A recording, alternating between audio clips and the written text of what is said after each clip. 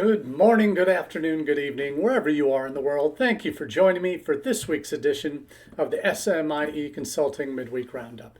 It's Wednesday, January 14th, 2026, and today we're going to be answering 3 questions we've been hearing from international educators over the last 7 days. And as we do each week on the Roundup, we take our questions from our newsletter that comes out on Monday mornings called All the SMIE News Fit to Share. And in case you're wondering, SMIE stands for Social Media and International Education Consulting. And we've been doing these newsletters and live chats since about 2017 and have had well over 340 episodes now of the Roundup, as well as over 7.5, 8 years of newsletter content as well. So the newsletter is available in 2 different formats, and I'll be posting the link to both the website, the email version, and the LinkedIn version in the chat. So if you're catching this on repeat, just go to our Facebook or YouTube channels and you'll see the links to these listed in the chat on those platforms, as well as LinkedIn. So we do this newsletter to kind of give our hot takes on the news of the day that affects what we do in international education. And this has a combination of 4 main areas. Social media news, which can include everything from individual social media platforms and how those are being used inside on social media to reach international students. It can include webinars. It can include all sorts of topics on AI and digital reports, interesting blogs that I've seen pop up. So there's really a wide assortment of content that you'll find on both in that section of the newsletter. The newsletter itself, you'll find, I'm dropping the link to the subscribe page of our website, smieconsulting.org/subscribe. And on that page, you'll be able to download. You can either subscribe by click if you want the email version, or if you prefer to get the new. If you prefer to get the newsletter in your LinkedIn feed each Monday morning, you can take that option as well. So the link, it'll take you to that LinkedIn page if you choose the LinkedIn version off the website. So both the email version and the LinkedIn version will be dropped in the chat here shortly as well. So with that, the social media section, you'll also have a section that's called the big picture issues, which will cover the kinds of topics that can be anything from new executive orders, new legislation that's being considered, new reports released that detail like the open doors or CVIS by the numbers. All sorts of that kind of content will be included in that big picture issues section. There's also a section entitled Solutions Central, which provides different takes on how either institutions or positive ideas that maybe we can begin implementing on our campuses, kind of focus on those positives. We all need those every now and again, particularly these days after the year that we've just had. And the final section is a global roundup. And the global roundup is important because we take a look in that section as to what's happening in all the other major markets that are destinations for international students or hoping to become major destinations for international students. We cover that, and that's important because it's sometimes we all know, obviously, in the United States, we've had a very tough year and a lot of negative news, a lot of government decisions that have been announced in the past 12 months that really leave us our heads spinning in terms of it feels like the sky's falling, like it's an existential threat to our profession. And what the Global Roundup section does, it takes you through what's happening in Australia, what's happening in Canada, China, UK, New Zealand, Vietnam, Korea, Taiwan, Japan, other major areas, Germany, other countries in Europe that are trying to become hubs for international students in the UAE and other countries. To give you an idea to let you know that, hey, other countries are struggling with similar issues. maybe not exactly the same policy decisions, but certainly more restrictive government policies that are impacting their abilities to enroll students. So it's to let us all feel that, hey, we're not alone in this. There is not only within the United States, within our international ed community here, but globally, there are countries around the world that previously had been major destinations that are really struggling with new government policies that are making their jobs that much harder to do. So that's what the newsletter does each week. And between those two versions, the email and the LinkedIn version, we now have well over 2,800 subscribers. I'm so blessed that so many international educators in the U.S. and abroad are making that resource an important part of their international edification each week. So thank you all for subscribing. And in case you aren't already, you can certainly do that through the links I provided in the chat.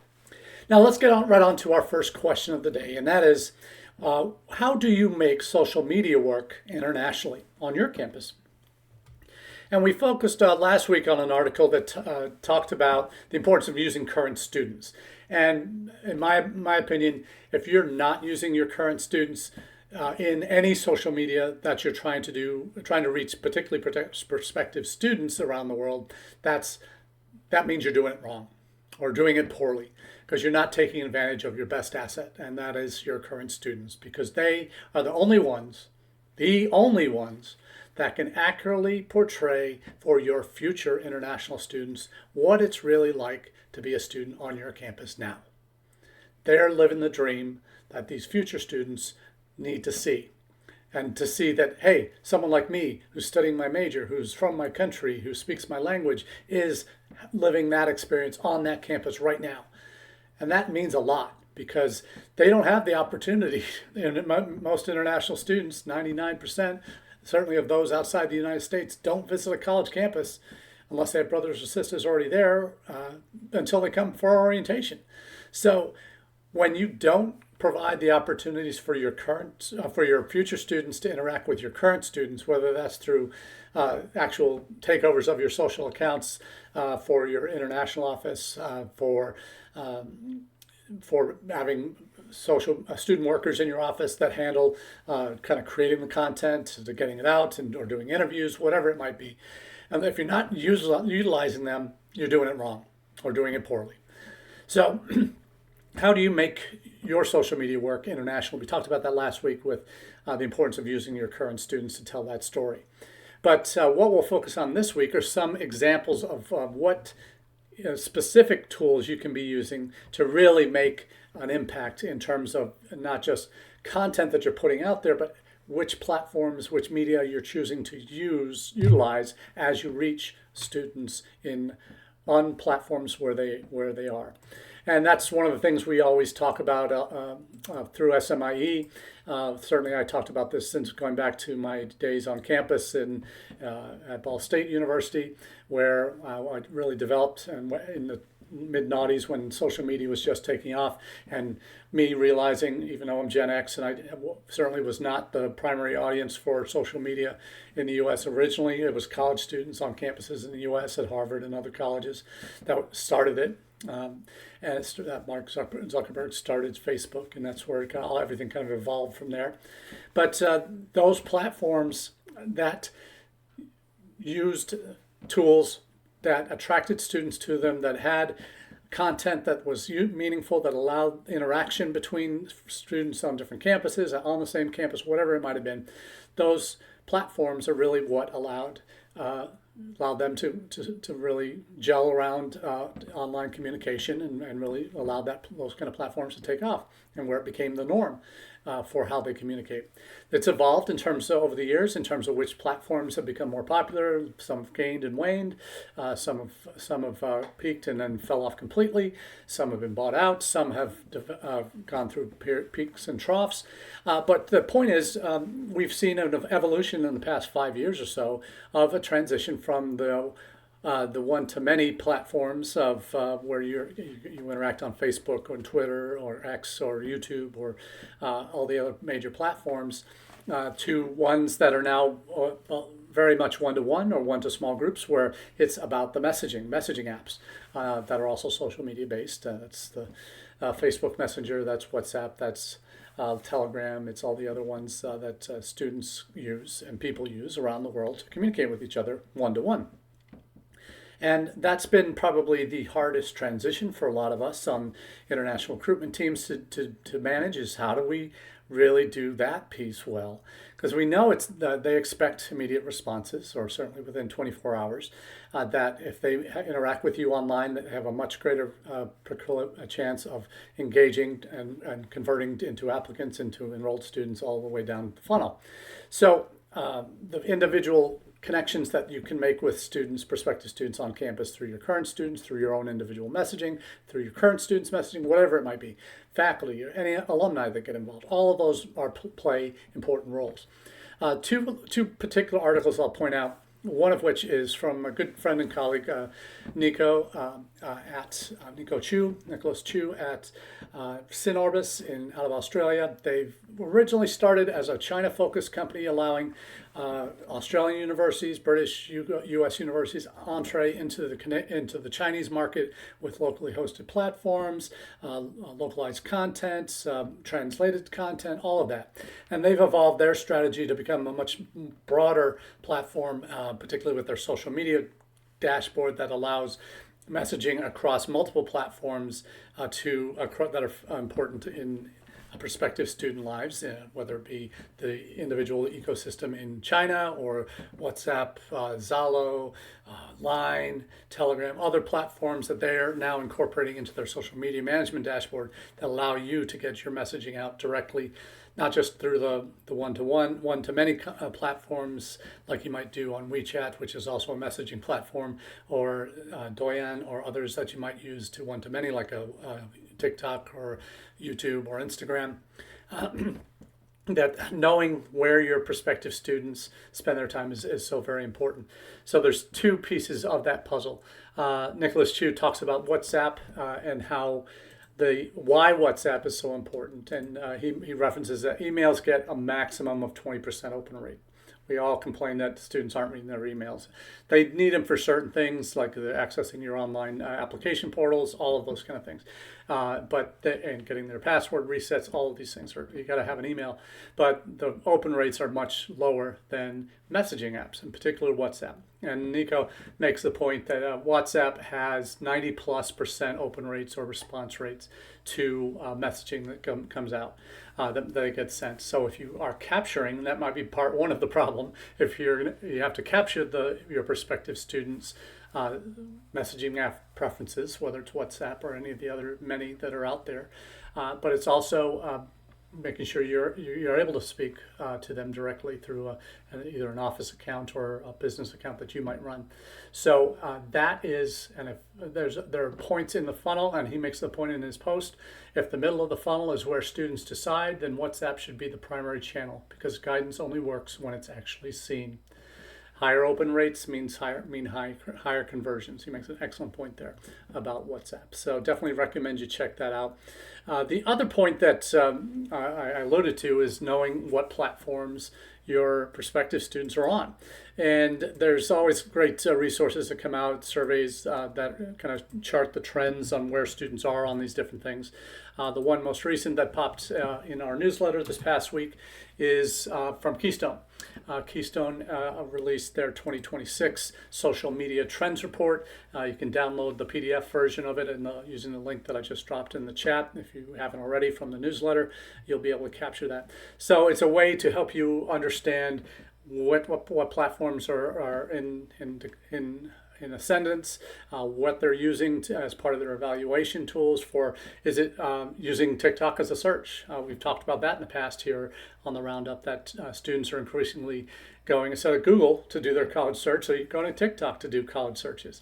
They're going to be turning increasingly, though not so much. We had a post this past week from the folks at Into that had done a study of about 1,100 of their recently placed students in the US and the UK and their use of AI in their college search, where you can give your AI some prompts to, hey, I'm looking for X, Y, and Z things. Then with these kind of criteria, what schools would be a good fit for me?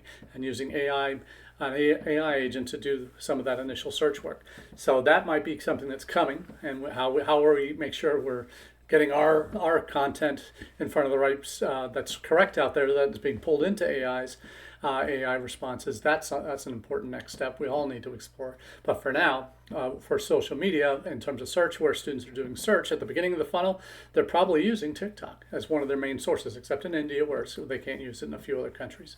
So knowing what platforms students are on in various countries is going to be important.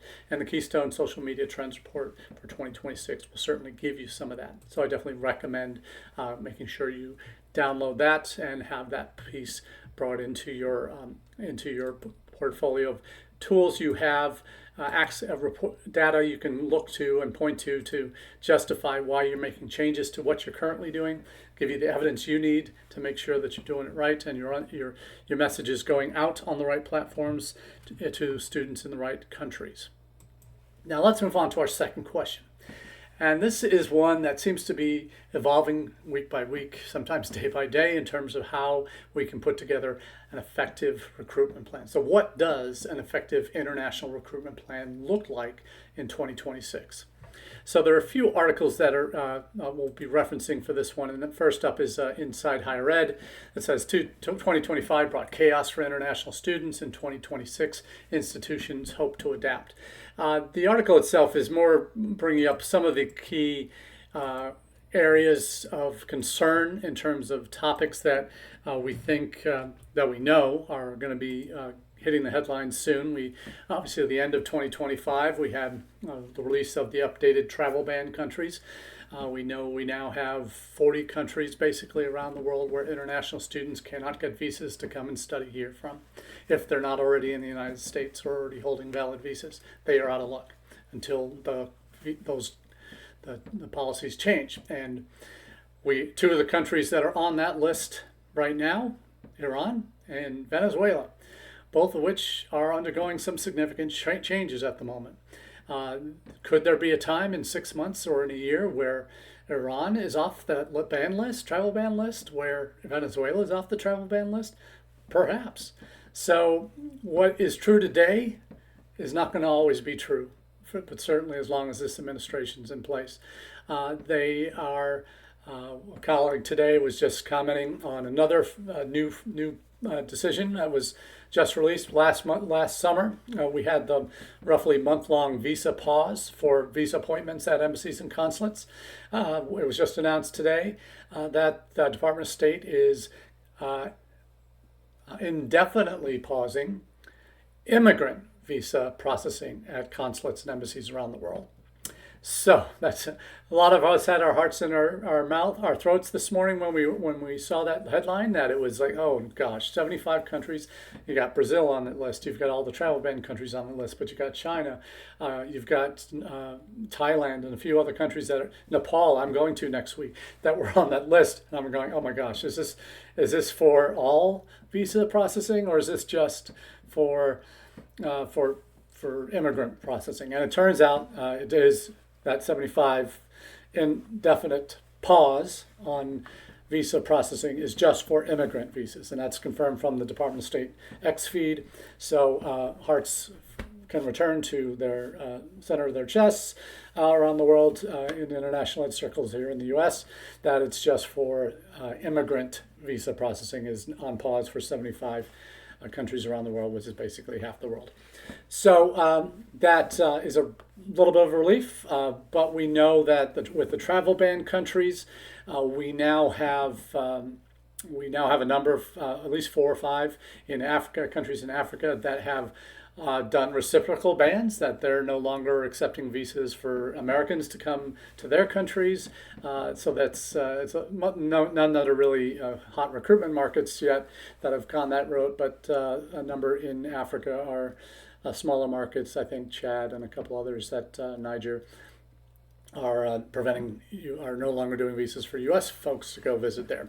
So there are some ever evolving. Those travel bans that we experienced in 2025 that are still in place will be until those countries meet new requirements that the Trump administration has for information sharing, for the reason for the ban or the pause indefinitely for these 75 countries for immigrants is related to welfare fraud that is highlighted by what's been going on in Minnesota with the unfortunate cases of the Somalis who have committed fraud.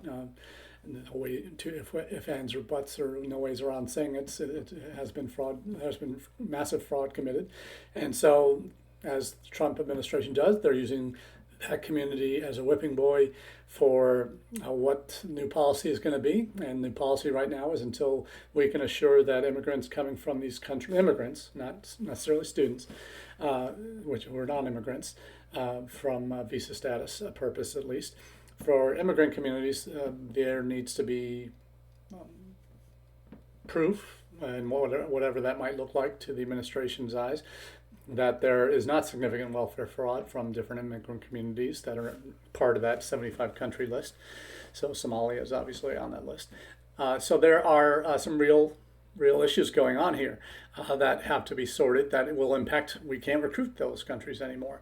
Any of the 40 that are on that list, we can't actively recruit. We have a policy at Akron that if students apply and are admitted, meet all our other requirements, we will still issue an I-20, but we obviously let them know, they already know this themselves, that they can't get a visa currently, but will it still be that way in 6 months or 1 year? So at least they've gone through the process. We're not going to hinder their ability to at least get the I-20 that would eventually allow them to get at least an appointment, but we're not going to be the ones that say, sorry, we're not going to even let you apply because our country won't let you come even if you are admitted.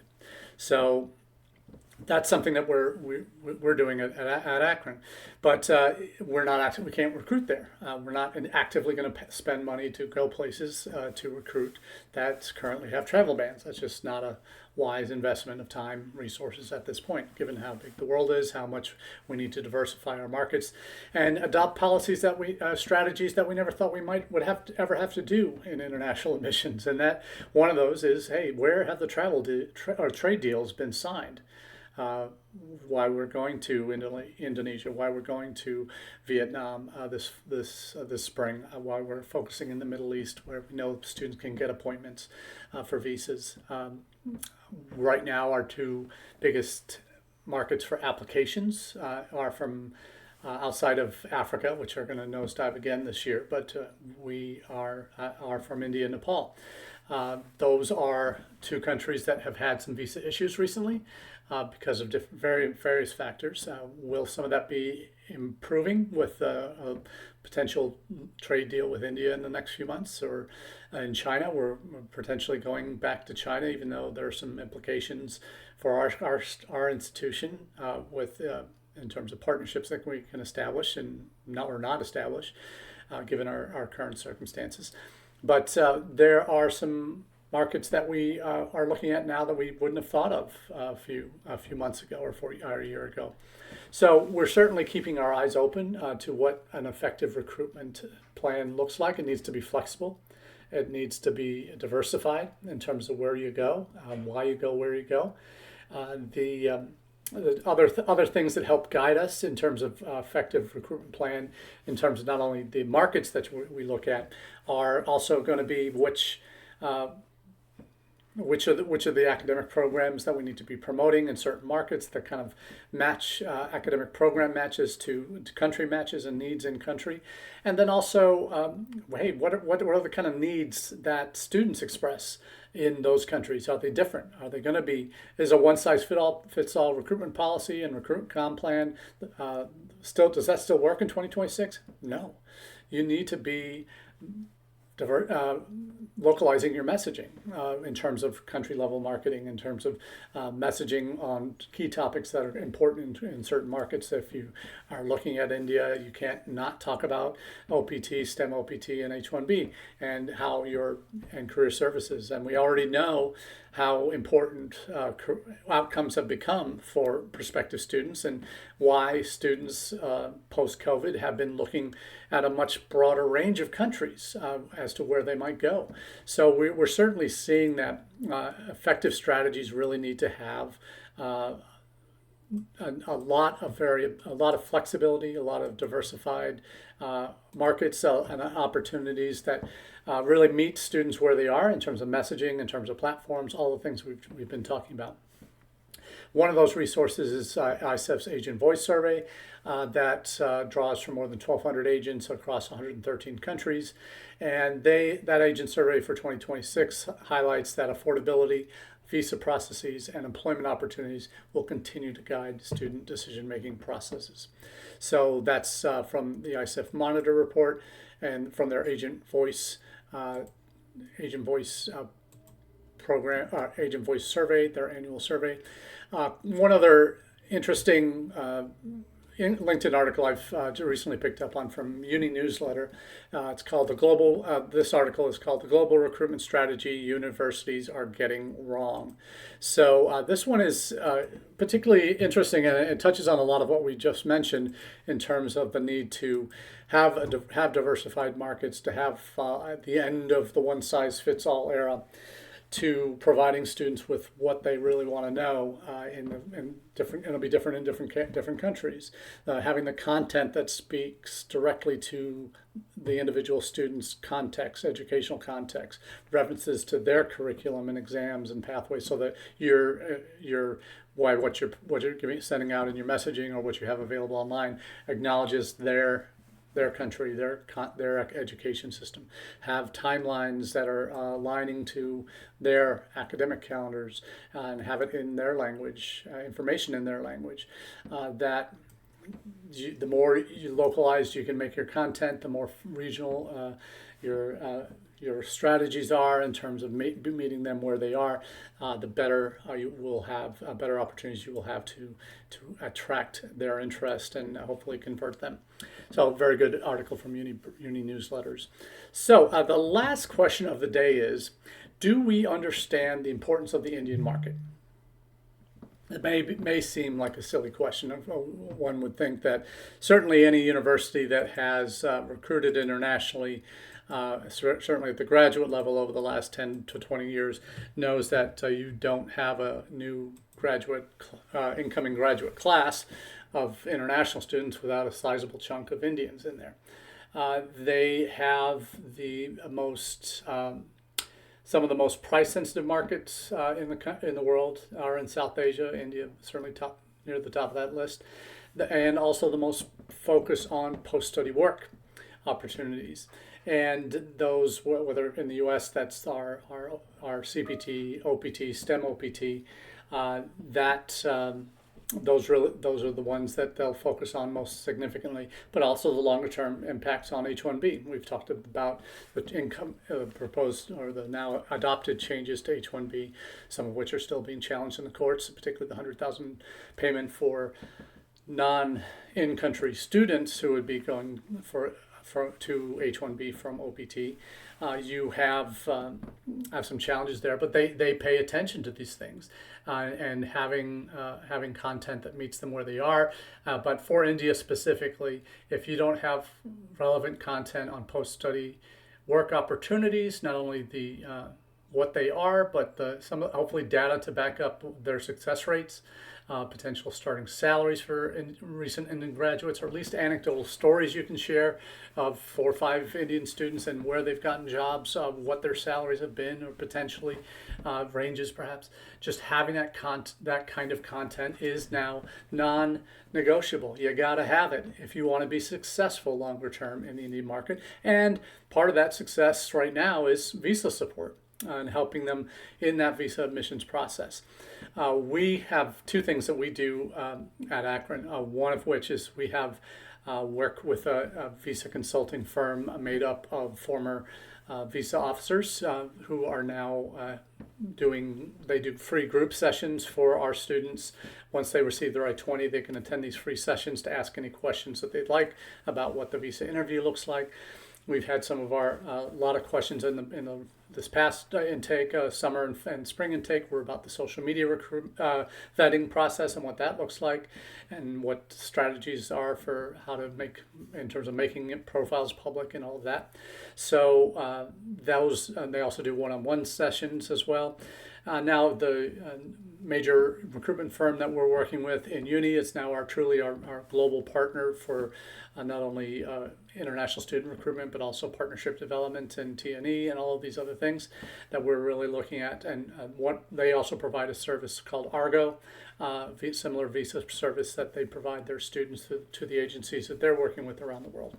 So visa support, post-study work opportunities, the data that backs up why your students are successful in where they go.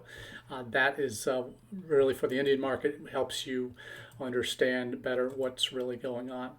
Now, last article I'll share is out of Track in India, and it's a new study that we referenced last week that by 2030, 8.5 million international students will be studying outside their home countries. Talks about what the implications are for the different countries that are trying to enroll them, and highlights what they're going to be looking for in terms of the global job market demand, the economic benefits, what students do for their countries. But what they also point out in this is challenges and policy consideration. What those challenges are: visa and immigration rules, cost of living and tuition, and post-study work opportunities as the most important things from that Indian market that we need to be aware of.